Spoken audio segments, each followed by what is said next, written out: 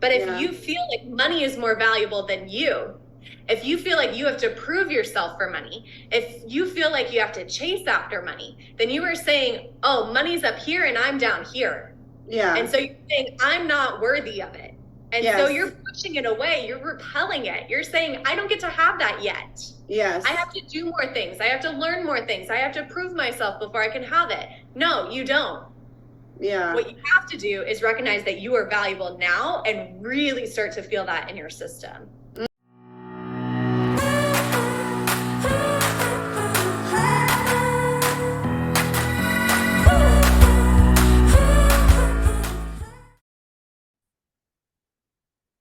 Hello, hello, and welcome back to Journey of a Fearless Female. I'm your host, Paola Rosser, and this week my guest is Kristen Cipriano. Is that how you say your last name? Cipriano? Cipriano, yeah. Yeah, she is a money awakening mentor and a business mindset coach who helps CEOs develop their wealth identity and expand their income and impact. She specializes in the subtle energies of money, manifestation, and business and helps clients end unconscious cycles of sabotage or failure. Everybody, please welcome Kristen. Hi. Woo! Oh my gosh. I met Kristen at an event. We're also in a mastermind together and we just connected so much. And we didn't even know how much we had in common. But we do. It's like almost like our lives are like eerily the same, but not so much. Yeah, But totally. you guys are going to love this episode because we're going to talk money, money, money, lots of money. And it's a different view. I even got chills just singing that because we think of money, and especially if you grew up in a household with like religious background, people used to say money is the root of all evil. And they always think like people with lots of money are like awful and bad people. I mean, there's even this whole thing going on with like eat the rich, right? But really, we all need money to live in this world. We need money to pay our bills, to live in a house, to drive a car, to put gas in our car, to eat, to have medical attention. Money is what we all need, and we need to have a better relationship with money, right? Mm-hmm. Mm-hmm. So, Kristen, tell us about your fearless journey. Let's talk about way back. How did this all begin for you?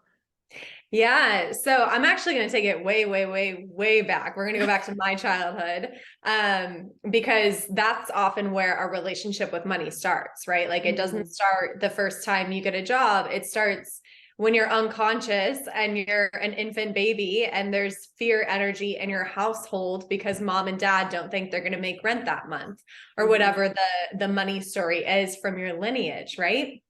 So for me, I actually come from a very privileged background, and my parents always had access to wealth, to my knowledge, when I was growing up. However, my relationship with money was very much associated with my ability to prove my worthiness. Mm-hmm. Because a lot of the ways my parents parented me, and of course, I've forgiven them for this now because they didn't know any better at the time, right? But a lot of the ways they parented me, it was putting me in this position where like I had to get the straight A's and that was just expected. And I had to be well behaved in school and that was just expected. And I had to be at the top of my class and that was just expected. So the expectations for me from a very young age were very, very high. And other things that we experience when we think about our relationship with money, like being rewarded for our service in the world, right? I didn't necessarily experience that from my parents. So whenever I would get straight A's, it was like, oh yeah, that's just what you're supposed to do. And so there was never this like internal sense of satisfaction of like, oh, I did a good job, or like, oh, I am being rewarded for this service that I did through my schoolwork, right? Yes. And so I developed a really unhealthy relationship with money where I would have to basically overgive of myself and prove myself to be worthy of it. But if you know anything about money dynamics, that's like a vicious cycle because Mm-hmm.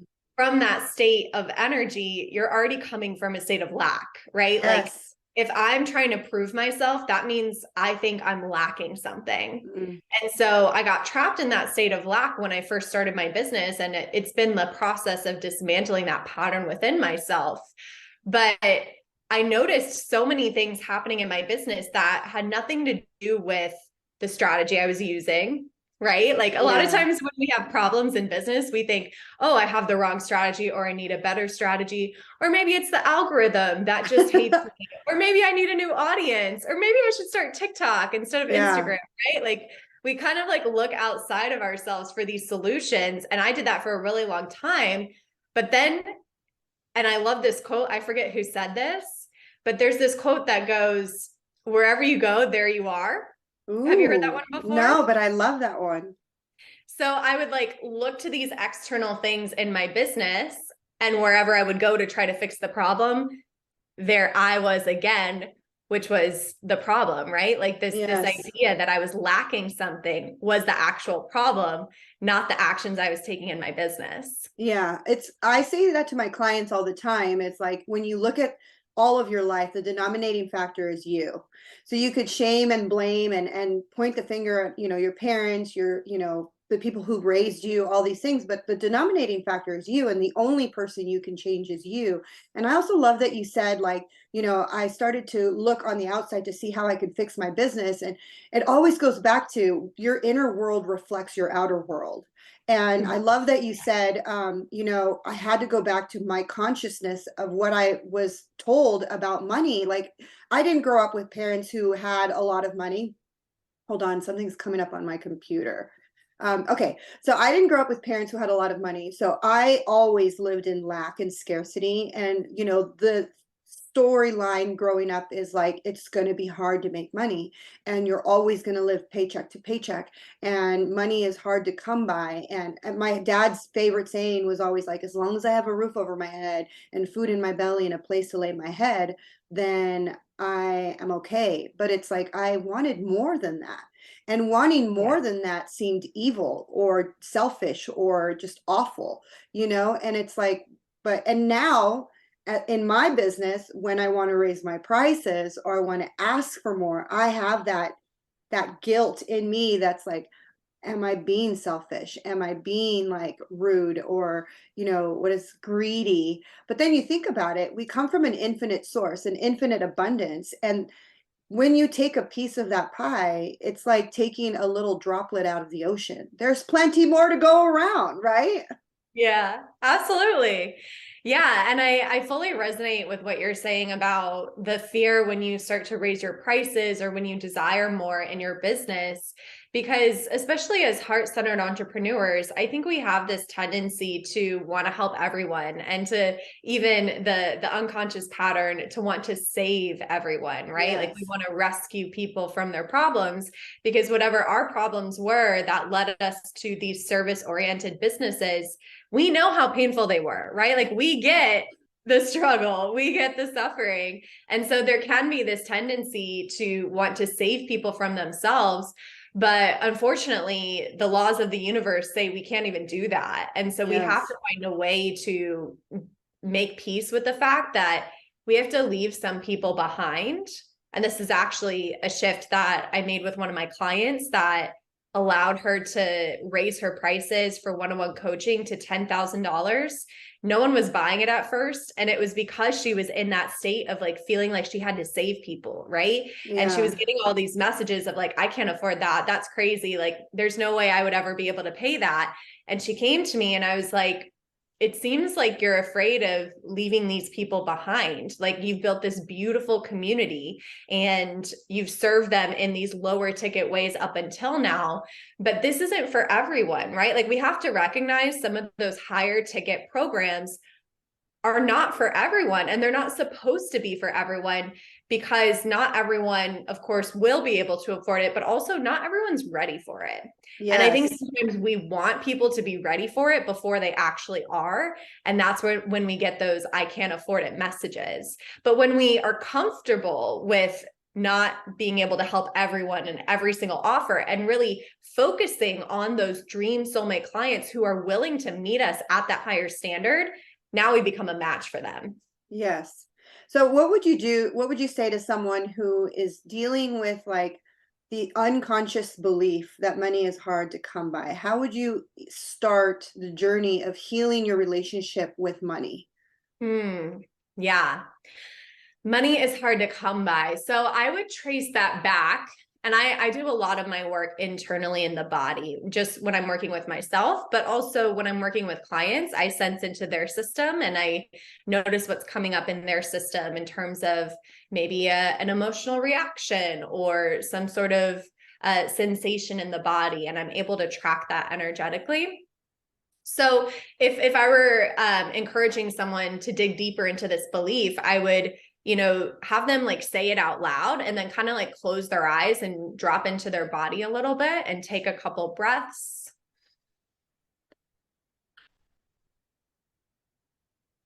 And you could just say the belief out loud, money is hard to come by. And then I would listen or feel for a sensation in the body. And it might feel like a racing heartbeat, or it might feel like a lurch in your stomach, or it might feel like your whole body tenses up and like you're holding everything together, right? Like you'll notice the body will shift when you say a belief that feels very triggering to you. And then from that state, you can then sit with yourself and be with yourself and explore, when was the last time I felt this way? Or when do I remember feeling this way? Or what emotion does this feeling remind me of? And oftentimes you'll get a word like fear or anger, right? I had a lot of money beliefs associated with anger. And that's coming from my childhood where money was available. Like it's not that money wasn't available, but I was never allowed to have it. Yeah. It was so like, it was kind of am I allowed to curse? Go ahead. It was kind of a mind fuck as like, a 7-year-old child. Like I had the biggest house of all my friends. And like, that's something you witness as a child. But like, I didn't get an allowance and my friends got an allowance. And like, anytime I wanted to like buy the cute shirt at Limited Too, my mom said, no, you don't need that. Right. So like, in my world, money was available, but never to me, right? Like money was abundant, but not for me. So I had a lot of anger, emotions around my money. Probably a lot of confusion too. Like, I don't get it. We have this huge house, yet we can't afford a t-shirt at Limited Too.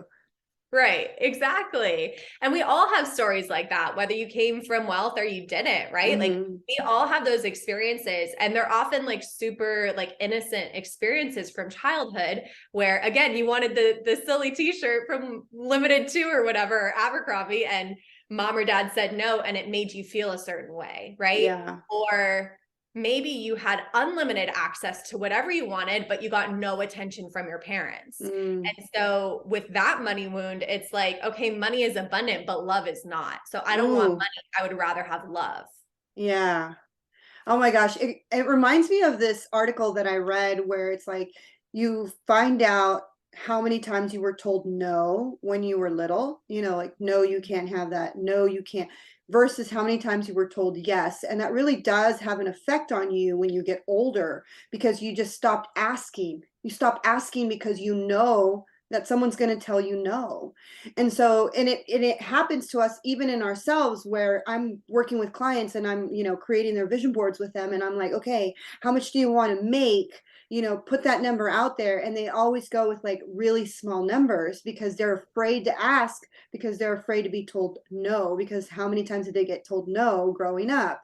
But I also love how you said, your parents had the money, but didn't give it to you. And it's kind of like a hard thing because, people who have money, like my husband, it's like at first I remember his kids would ask for something and he just didn't even like think twice, and just would give it to them. And like I had the idea of like, well, they need to do something for it. Like they need to take the trash out or they need to make their bed. Like I wanted to have them do chores for the money. But then like I read that article, being told no or being told that you have to do something to get the money gives them this idea that money is hard to come by and you have to do something in order to receive it.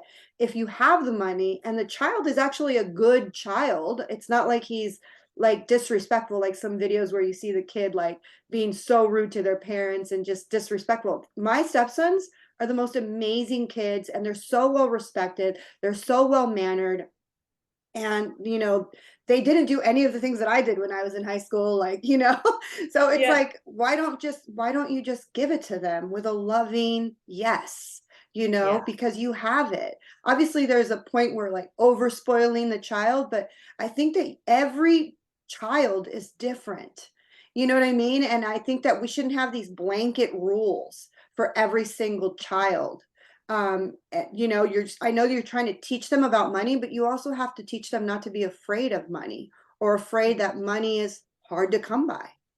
Yeah. Well, and I had a big fear of like the no felt like embarrassment, right? Or the no felt like I was in trouble for even asking, right? Like I Yeah. had this big I had anger, but then I also had a lot of like fear and like terror because, there were some times in my childhood where, my parents didn't grow up wealthy. They became wealthy over time in their adulthood.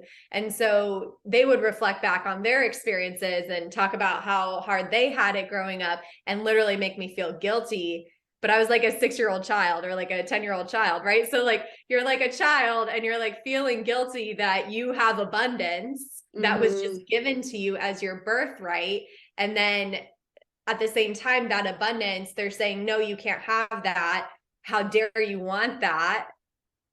Because I didn't have that. And it just can create a lot of generational trauma, no matter Yes. what your background is. And the thing with money and the thing with money trauma is that is in your body, right? So a lot of times we talk about money mindset, right? Like, what are your beliefs? What do you believe about money? What do you think about money? And these are like a really beautiful thing to start to open up your consciousness to new possibilities. But I find most people have a lot more baggage in their body when it comes to money, Yes. right? Like that feeling of like, oh my God, I'm in trouble if I spent Mm. money, or that feeling of like anxiety when you look at your bank account. Those are somatic feelings in your body. Those are not associated with beliefs. Those are associated with deeper emotional experiences such as trauma. Yeah, and it could also go both ways. I think the biggest conversation too that people don't understand, if you don't heal that relationship you have and the trauma you have with money, when you come into money, whether your business booms or you win the lotto or you marry someone with money, you feel completely unworthy and undeserving of the money. So what do? You're like giving it away. You're giving it away. You're spending it crazy. You're not saving. You're just like, I can't keep it in my pocket. It's burning inside of me because you feel guilty that you have more and other people that you love have less. Yeah. And it can get even more complicated too. Like I had a big thing. One of my traumas actually was in college. I went to New York University and it was a very diverse, college population. And, in freshman year, they just like pair you with a random roommate. And, I went to NYU, like it's no secret, it's an expensive school, right? Yes, my parents paid for it. And I roomed with someone who was there on a scholarship. And I didn't think anything of it. I just like went about my life. But at some point, a couple months into me living there, she became unsatisfied with how I was like keeping up with the cleaning schedule that she had established. And I'm not gonna lie, y'all, I do not like to clean. I had a maid growing up. I do not like to clean. So I was absolutely failing at the cleaning schedule. Let me Uh-huh. be completely honest. But here's the trauma. She had like 7 or 8 of her friends that I had never met before. And they all packed into our tiny dorm room that we shared, 2 twin beds, like 10 feet apart. All Yeah. 7 of her friends that I'd literally never met before, like lined up in my room, and they all were staring at me. And then they like shouted at me and they were like, it was 100% bullying. It was like, Yes.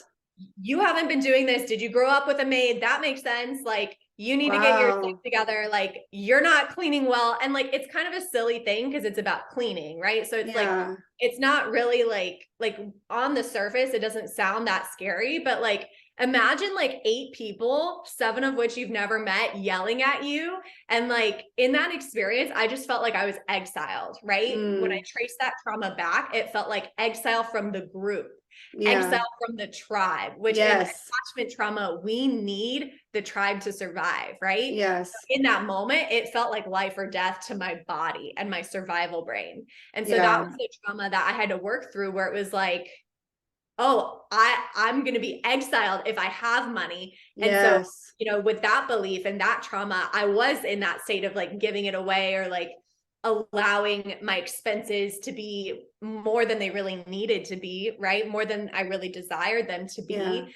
And having lower profit margins in my business. But then when I was Mm. able to look at that, it became really obvious, like, oh, that was a trauma. That was something I experienced, but that's not really the truth. And I can, you know, hold myself in that and love myself in that, and realize that I can be rich and still have a lot of amazing friends. Yes, exactly. And I mean, having a maid, it's funny because you bring that up because I just posted the other day on like a group that my cleaning lady was on vacation. I had to do my own laundry and I was like, that's a lot.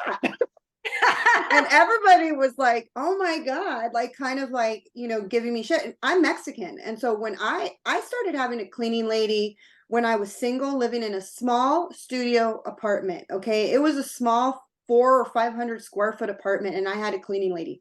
Why? Because I thought money is time. And if I wanted to make more money doing my side hustle, I can't spend 6 or 7 hours cleaning my small studio because I'm a neat freak. I grew up with a mom who's a very like hoarder type person that keeps all kinds of trash everywhere. And like, I just did not like that environment. So I'm a complete neat freak, like all the, what is it called? These little things over here. All the, you know, everything needs to be wiped out. If you watch this on YouTube, you know what I'm pointing at. Baseboards, you know, all the baseboards need to be wiped down. The back of the toilet needs to be clean. Like all of the blinds need to be removed with like dust. Like I'm really anal about cleaning. And so I was thinking to myself, I'm spending 6 to 7 hours on the weekend cleaning my small studio apartment because I'm so crazy anal about it. I could be making money and I could hire someone for a quarter of the price that I'm making for the weekend, because I used to do a side hustle of like doing a wedding, like photo booths for weddings. So I would make like $400 to $500 on a Saturday when I would just pay her $70. So for the whole weekend, I'd make $1,000 extra, and I would pay her $70 to clean my small studio apartment. And I thought that was a bargain, you know? And then as I continued in my life, I kept her. She's been my cleaning lady for years. And, you know, I added her doing the laundry because I was like, that's just like a whole nother thing I don't want to do. And Yeah. people are like, oh my God, you're Mexican. Don't you know you're the cleaning lady, which is like racist in its own self. But at the Yeah. same time, it's like, just because having a cleaning lady doesn't mean you're rich. It's just you're putting different things into perspective. People spend, you would think that people who are rich are, you know, have a cleaning lady, but then people who are still making it paycheck to paycheck are spending their money. When I was like not thinking about like making more money to pay off my debt, I was spending a lot of my money at the bars in Las Yeah. Vegas, you know, shopping. Like we all are not like in alignment with how we're spending our money because it's all dysregulated in our body. There's a lot of trauma, and overspending and underspending all has to do with our inner world, Mm-hmm. right?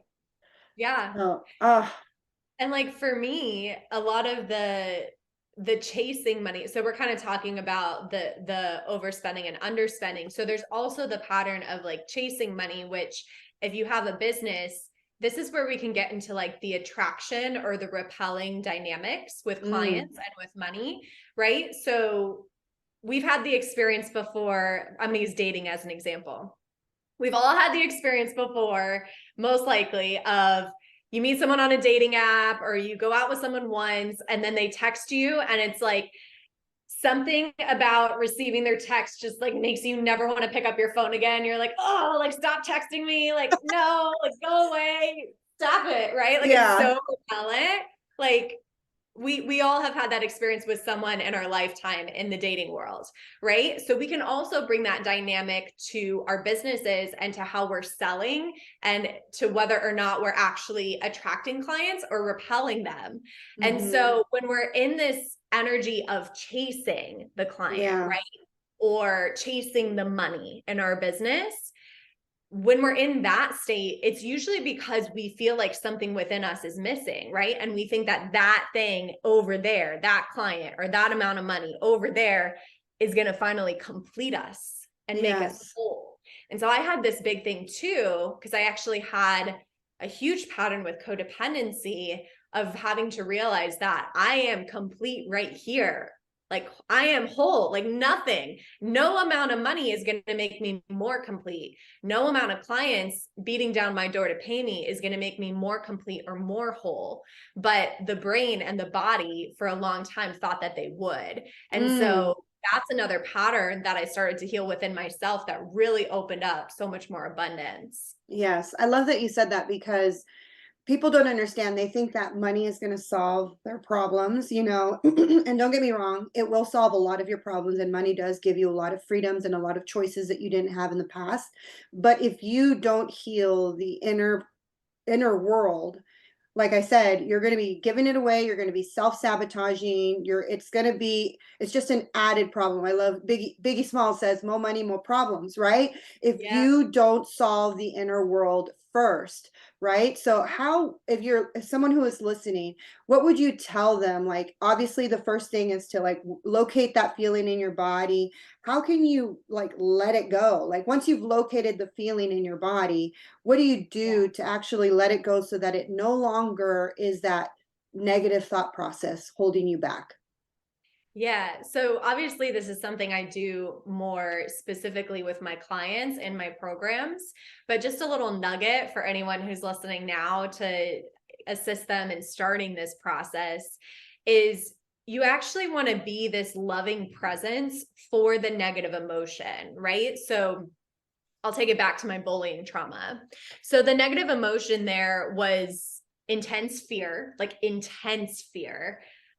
Because again, it's almost like, you know, that image from movies or TV where it's like the witch hunt, right? And Yes. there's like the pitchfork and the torches, like that was like the physical reaction I was feeling in that moment when 8 humans were yelling at me.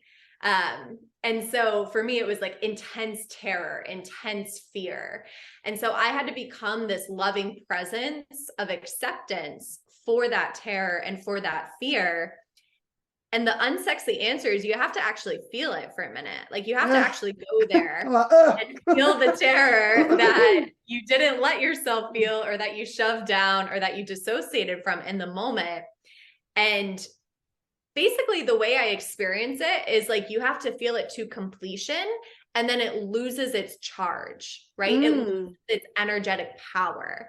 So now when I talk about that experience, I notice a little activation in my system. So I'll look at that later today, but it's not the same intense terror that I felt the first time I even realized that that was happening, right? yeah. So now it's like, ooh, I noticed that that's still edgy for me, right? And we get to like build our resiliency with these different traumas and patterns so we can actually hold more money and expand our capacity to receive.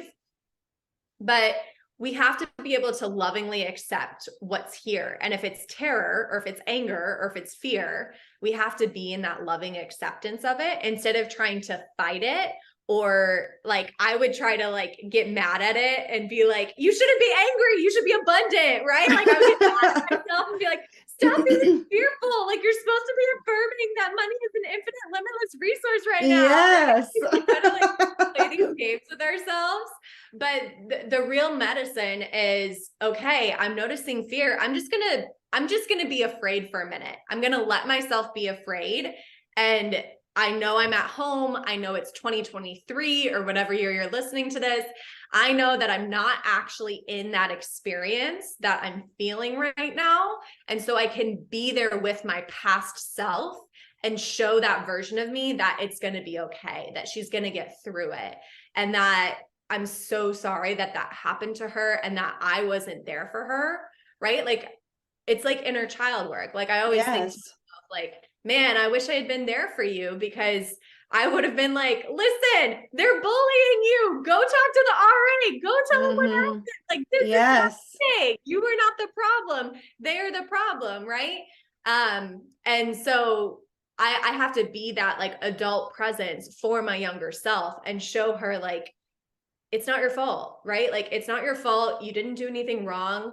And you can forgive them because it's also not their fault, right? Like, we're all innocent in this human experience. Yeah.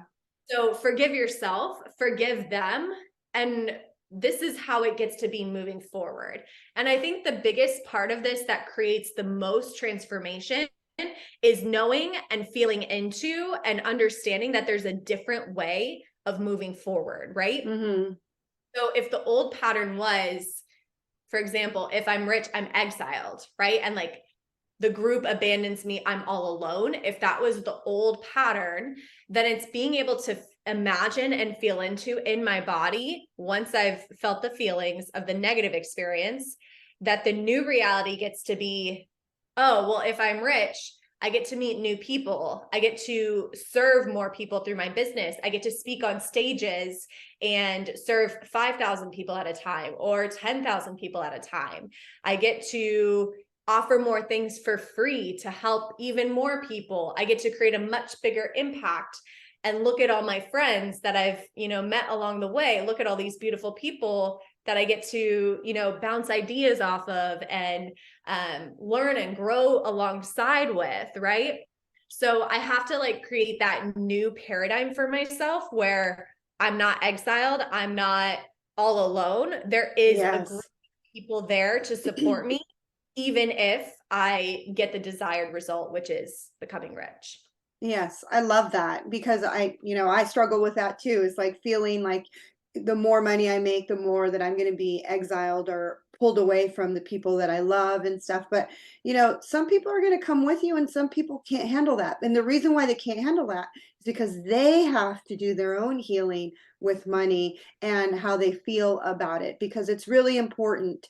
That's like such a big factor, because when we talk to a lot of clients, one of the biggest things that everyone always says is, what do you want more? I want more money, because they think money is going to solve their problems. But in reality, you have to really look inward and like heal who you are, because money is going to come and go. I love that someone said, instead of saying I'm spending money, say I'm circulating money, because money comes out and money comes in, and you're going to have waves. This is the way it is, but I really want you to talk before we start ending this podcast, but I want to talk about how money is truly an energy and how Mm, you could truly attract it into your life. And me and you were having this conversation in the kitchen about how randomly money appeared, yeah. when on weird moments, for me and for you. And I love those moments where you think like, there's no way money can fall from the sky, and then it freaking does. So tell Yeah. us a little bit about how that works with considering money as an energy versus like as a piece of paper or a paycheck or the number in your account. Yeah. So my understanding of this has definitely deepened. And I'll share some of like the fun examples toward the end here, but I want to share the depth of understanding first. So my understanding is when we are able to witness our internal wealth, so the wealth within our body, the wealth within our being, the wealth within our soul, when we are able to witness and love on that and feel gratitude for that and cultivate that, just like we would self-love, then we have more capacity to receive money. And then, of course, things like your beliefs matter, things like your openness to receive matter. But I have found whenever money has fallen out of the sky for me, whenever I walked up to my apartment and there was a check laying on the ground, like not even in my mailbox, it was laying on the ground with my name on it in front of my apartment door. Or when I went to a designer clothing store for the first time ever and like actually let myself buy something. And as I was buying it, I was making the declaration to myself that I wasn't going to struggle or suffer anymore. If I wanted something, I was going to let myself buy it. And I wasn't going to force myself to, use my money in the way that like my parents approved of me using money, right? Because they never Yeah. really were into designer clothes, for example. In that moment, $60,000 came into my account all at once for the first time ever in my life, right? So there have been these crazy moments where it's like, yeah, a large amount of money fell out of the sky. And like, there's no way, like this check on the ground, like, there's no way that I knew that that was coming or that Yes. I could have predicted that that was coming to me. And also, like, who in the world sends checks in the mail anymore? And also, it wasn't in the mail, it was on the ground. Like, it was on Yeah. the And you know why I was on the ground? Because I don't check the mail. And so the Yeah. universe is like, she's not going to check the mailbox and she wants this money. We got to put it on the ground where she Yeah. can't freaking miss it on the ground in front of her apartment, right? And so when we have these experiences where money falls out of the sky, in those moments, I have recognized it's because I was witnessing the wealth within myself. Mm. I was seeing that I was worth more than money. Yes. Like we put money up on this pedestal as the thing that we're chasing after. But you are worth more than money. I am worth more than money. Everyone on planet Earth is worth more than money. And the more we can witness that in ourselves and love on ourselves and see that value that we already hold, whether money is visible or invisible to us in this exact now moment, the more those money falling out of the sky moments are going to happen for us, because ultimately it's the law of attraction. If you Yes. feel more valuable and you know you're more valuable than money, then money is going to flood to you like a magnet, because you were this like attracts like, right? So if Yes. you feel so valuable internally in your own body, then an exchange of value, aka currency, aka money, is going to flood toward you because you're an energetic match for it. But if Yeah. you feel like money is more valuable than you, if you feel like you have to prove yourself for money, if you feel like you have to chase after money, then you are saying, oh, money's up here and I'm down here. Yeah. And so you're saying, I'm not worthy of it. And so Yes. you're pushing it away. You're repelling it. You're saying, I don't get to have that yet. Yes. I have to do more things. I have to learn more things. I have to prove myself before I can have it. No, you don't. Yeah. What you have to do is recognize that you are valuable now and really start to feel that in your system. I love that. It brings me the idea of like thinking about like Kim Kardashian, who Mm, obviously thinks she's so valuable, right? And yeah, she's a billionaire, and somebody who is homeless asking for a handout at the edge of the freeway. Their energies are two completely different, right? You know, this person is probably hunched back, not looking in people's eyes, like not dressed appropriately, just like feeling, you could feel the energy of a homeless person. They are so defeated in life, and they don't believe that they're good enough or worthy, not even to have a roof over their head, you know? And so then you look at someone like Kim Kardashian, who like is like, oh, I'm amazing, I'm abundant, I am beautiful, I am worthy. Like she's a billionaire, and you can tell it is all about the energy you carry within yourself. And I truly believe that, you know. I have a story too. When I was unemployed, you know, I was in that energy of just like, I'm such a loser. I lost my job. I'm on an unemployment, you know. And it wasn't until I started writing my gratitudes and being grateful for the things that I have and feeling like, hey, I may not have this, but I could see and I could walk and I can talk and I have a roof over my head and I have a bed to sleep on and I have a car. It may not be the nicest car, but I have a car. And I started to be more grateful. That's the law of increase, right? You yeah, start to be grateful for the things you have, and then all of a sudden all these amazing things start happening to you. And I always think of the Bible verse, and I'm not trying to be religious, but I always think of this: if God could feed the birds and the animals and the, you know, have enough food for all of the, you never see like birds falling from the sky because they don't have enough food to eat, right? You never see like a deer on the side of the road because he just was famished and he didn't have any food to eat. Like there's plenty of food, there's plenty of abundance. When you walk out into the world, there's abundance everywhere. So why would God, source, the divine, the great I am, feed you or clothe you or give you what you want? It's all about whether or not you feel worthy enough to receive it, because money is everywhere, but do you feel worthy enough to receive it, right? Because you could yeah. energetically block it from yourself. Yeah, and I think a lot of people confuse, so this is just a nuance I want to leave the listener with. I think a lot of times we confuse the idea of, oh, well, I want money, I deserve money, look how hard I work, like of course I'm worthy of money. We can confuse that energy with the energy of money is my birthright. Like it doesn't matter what I do or what I don't do, I am always worthy of money. And it Yes. doesn't matter what I use as evidence to prove that I deserve it. I am always worthy of money. In fact, I'm worth more than money. I'm Yeah. worth so much more than money. I am source energy in human form. Of course, I'm worth more than money. Yeah. right? Like money is just a shadow of value. And so if I can center into my value as a spiritual being having a human experience, then money has no choice but to come to me. Yes. Right? But if we're in the space of like, I work hard, I deserve it, then we're actually coming from that space of I'm not worthy of it because I'm mad that money isn't here yet, which means I don't think I deserve it. Yes, absolutely. Okay, so as we wrap up this episode, what would be your nugget of wisdom for someone who's listening today? My nugget of wisdom, I'm going to take it back to that quote we said at the beginning, and then I have a free gift for your audience. Yay. So this phrase has been jumping out at me, and I don't know who said it, but Google it. Someone else said it. It's not my phrase.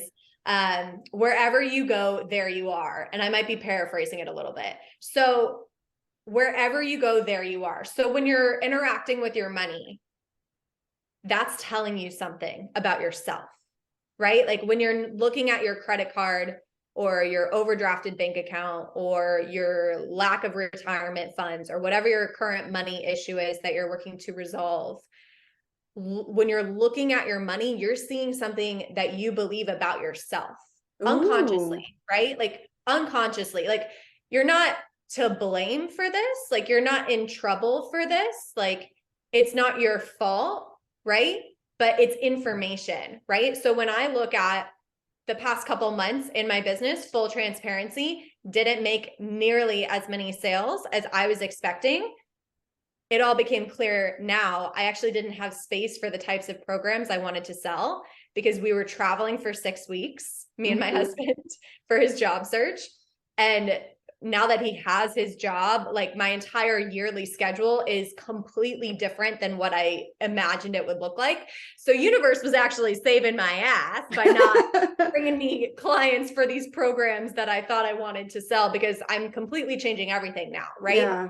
So when I looked at that experience of like not as many sales as I was expecting, that was information for me. And when I looked at that, I realized, oh, I'm not actually doing what I really want to be doing. Like I'm trying to sell things that I don't really like. My energy's not really behind this. I'm not really interested in this anymore. Why am I trying to sell this? I'm not even wanting to buy it because I'm not even wanting to sell it, right? Yeah. So wherever you go, there you are. Everything is always telling you information about something you believe consciously or subconsciously about yourself. And it's not that you are to blame, but it's that you get to use that information to shift. Yeah. You get to use that information to change the dynamic, right? And so we've been talking a lot about money, manifestation, all the things. I have an awesome free meditation for your audience. Thank you. Thank you. You're welcome. So if you go to futureselfmeditation.com, I'm going to send you journal prompts that you'll do before the meditation, and then you'll drop in, do the meditation with me, and it allows you to tap into whatever that next level version of you is, right? So if you're scaling to 6 figures in your business, or you're wanting to find your dream partner or something, right? Like it really can be used for anything you're wanting to manifest. So just go to futureselfmeditation.com, and that's completely free. Perfect. Okay, so how can my audience find you? Okay, so main platform right now is Kristen.Cipriano on Instagram. I also just opened up something that I'm really excited about, which is a broadcast channel on Instagram. So it's kind of like I get to share wisdom with my intimate broadcast chat community, and you guys get to receive like behind the scenes information and wisdom from me. So that's like kind of a new thing I'm doing on Instagram. And then I have a podcast, Soul Expansion Podcast. We finished season 1 a while back. Season 2 will come back later this year. And then my website is KristenCipriano.com. Thank you again. All of our links are going to be in the show notes. Thank you again for listening to Journey of a Fearless Female. I'm your host, Paola Rosser. If you're looking for a life coach or a spiritual mentor, you can book a free discovery call with me at www.fearlessfemale.com. You can also follow me on Instagram at fearlessfemale_coach, subscribe to my YouTube channel at fearlessfemale, or find me on TikTok. I'm under at paola.rosser. And if you love this episode, make sure you hit subscribe, share it with your friends, and leave a review. I read every single review, and I truly appreciate the time you spend writing it.